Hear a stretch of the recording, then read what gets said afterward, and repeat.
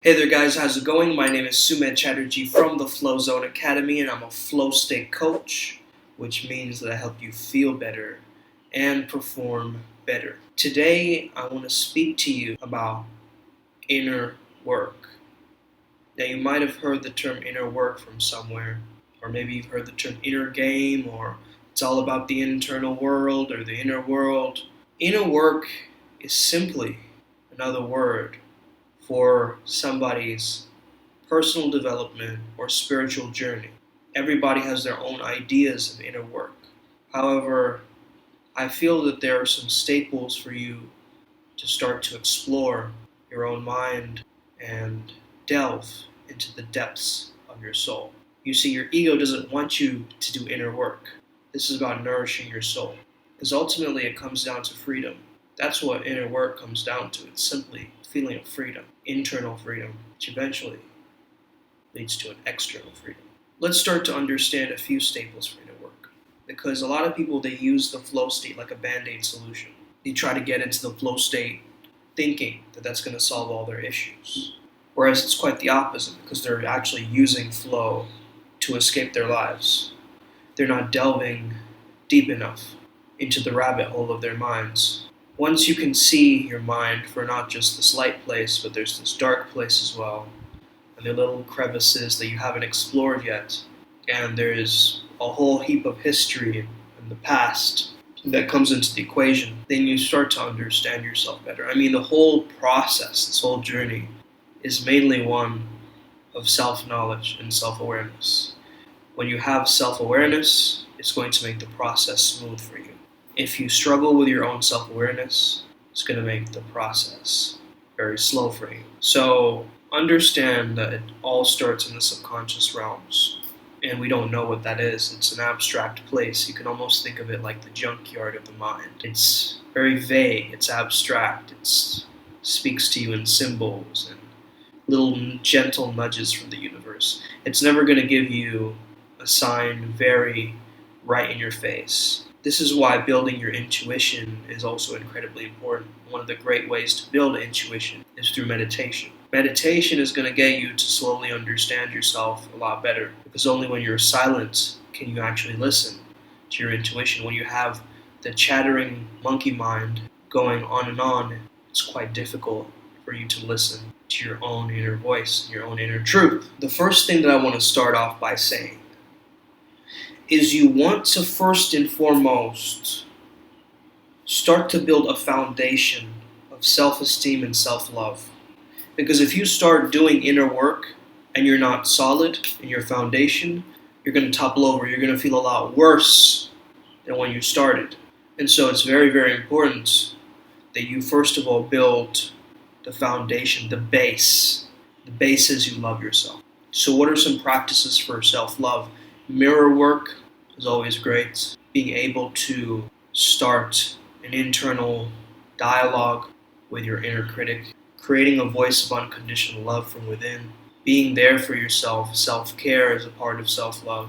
Doing things to really nurture, care for yourself.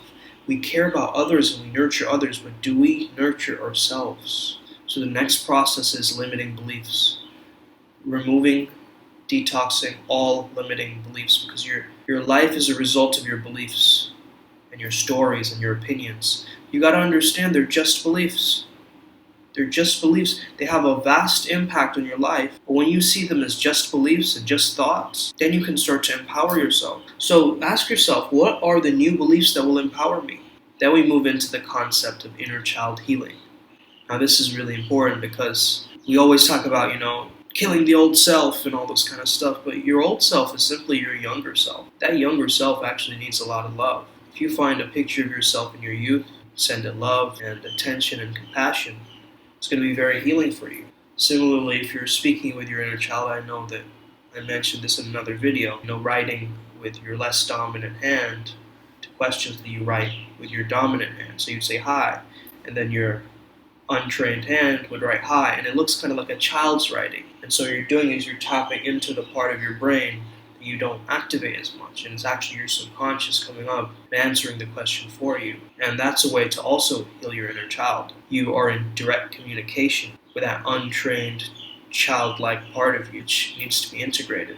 Integration is a big part of inner work. We understand that there's these different parts, these different characters that we have, but the whole process of integration is seeing them all in a big conference room where you're the conductor and you're seeing all these different characters that are adding life to your one character, your best self. This is the process of you merging all these different split personalities, you could say, and bringing them all together. The next thing is journaling and reflecting. Okay, so journaling is very key.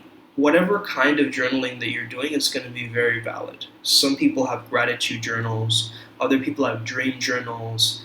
I myself, I have a quantum journal, so I write about my future. But any kind of journal that you keep for yourself, whatever kind that you choose that resonates with you, is really going to start to make you notice your thoughts and reflect on your thoughts.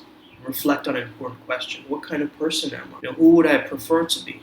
Just little questions that get you much more clear in terms of the life that you're trying to create for yourself. After you have that, after exploring things like dream journal is great because that's really exploring the subconscious mind in greater depth, right? And after a while, you start to notice these incredible patterns. You can always purchase a dream mood dictionary or dream analysis dictionary where you can look at the keywords and figure out what are their interpretations or meanings. Then, of course, we have shadow work. If you're familiar with shadow work, you would know that it's very intense. It's not easy to do shadow work.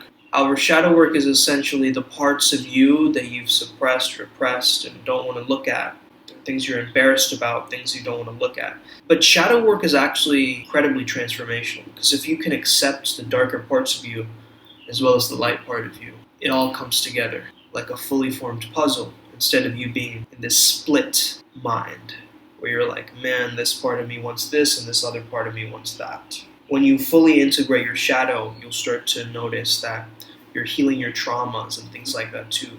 So, what's a process of going into shadow work? I would highly recommend you look up Byron Katie's work and also just simply start to explore different elements of your core beliefs. And again, it comes back to the whole limiting beliefs work, but now you're combining it into the shadow. So if your core belief is I'm not good enough, what made you feel that way? This is all a part of the inner work journey. Now, of course, there's many different elements and different things we can do in terms of getting much more depth in inner work. I myself, in the Flow Zone Academy, we have an incredible program where we take you through the process of inner work and really getting you on the other side much more stronger, much more sharper, really in tune with yourself, loving the new you and understanding that you have these beliefs that are supporting you now. They're empowering your life and you're 100% in. There's no doubts trickling in anymore. You're in it because you know what your purpose is and you're aligned with your craft and your mission and your purpose. If you ever do want to work with me, I do one-on-one sessions. And if you have a group of friends who all need help, then we can always do a group coaching as well. And I also do relationship coaching. So I've helped a lot of different couples who are going through, different wounding, or maybe they have father wound, mother wound. They need to heal that and integrate that together. Maybe their masculine and feminine polarity is off. Maybe they're all constantly arguing and they're triggering each other's childhood wounds. There's so many different things here, guys, but the main thing in inner work, in its very essence, is about placing truth and the desire for freedom or love above everything else. It's about allowing yourself to be called out, to being torn down, to be burned, built back up 1,000 different times, and it's this never-ending process. It's never going to end. It's this process of death and rebirth that never stops even after having achieved a very high level of awareness or consciousness. When you feel you've arrived, that's actually when the stagnation occurs, and this is where spiritual narcissism kind of rears its ugly head. And so this is the Shiva and Shakti dance. This is the Ouroboros eating its own tail. This is the cycle of life and death. This is the yin and the yang. This is the primordial dance of the void. It is everything and nothing at the same time. And that, my friends, as mystical as that sounds, is inner work. And I hope this video helps you out today. If you would like to find out more about inner work, please shoot me a message at Flow Zone Academy to work one-on-one with me so we can transform your entire inner world and create a positive ecosystem so you can be a sharp flow Jedi and come out of the other side stronger. Have an amazing day. May the flow be with you and stay legendary. See you next time.